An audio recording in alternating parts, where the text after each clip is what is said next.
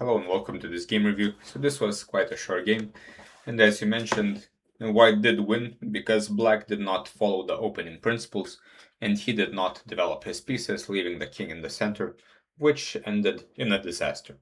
So d4 f5, we have the London system against the Dutch defense, a6 bishop d3, e6, and White is developing quite smoothly. He can continue with castles or c4, knight c3, and continue developing. But c3 is kind of a useless move. There's no real point to this move. It's defending d4, but d4 is already well defended, so this was kind of a waste of time. Instead, if we're going to use the c-pawn, we should use it offensively and try to put a knight on c3, play d5. If Black isn't taking the center, then we can take the center, and already White is doing very well. But okay, c3, knight e7. So Black has already pushed a pawn randomly on the queen side, which gave White the chance to improve his position for free. And now he is also moving the same piece twice. Instead, Black should probably just play d6, bishop e7, aim for e5 at some point.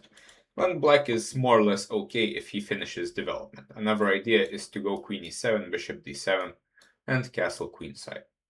Okay, knight e7, knight bd2, White is developing quite well.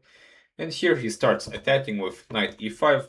It doesn't really create any threat, so my question would be what's the point after d6, because here queen h5 doesn't work.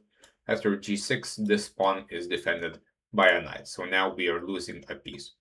So knight e5 doesn't work on many accounts, but mainly just the simple d6. We will have to go back, and we have lost two moves, as now it is Black to move again. Instead, White should have probably saved his bishop, and then try to play e4 on the next move. For example, Black can try to develop the bishop. After e4, White is doing extremely well, as he is opening up the position with the king in the center. He can castle at any point very quickly. The rook will go to e1, and Black is in trouble. After knight e5, knight takes f4. Here, Black is kind of fine if he finishes development, but again, he should hurry with this.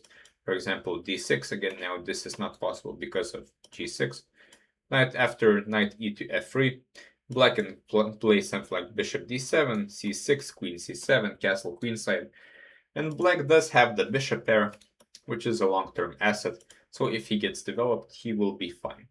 But knight d5, again moving the same knight for the not sure which time, third time I guess, without developing any other pieces. And here White has 3 pieces developed. He is developing the queen as well. And the Black is already more or less losing here because he must play g6, and knight takes g6 happens, using the pin on the rook on h8. So since Black has not developed, his pieces are not ready for the action, and after knight f4, this is simply a defended pawn. So here White goes back and he wins a boatload of material. So quite an easy finish by White. Played quite well in the opening, not wasting too much time. Still, c3 is probably not very necessary. We should just develop and make the moves that we must make. But all in all, quite well played by White, finding this nice tactic of queen h5, which works because of the knight on e5.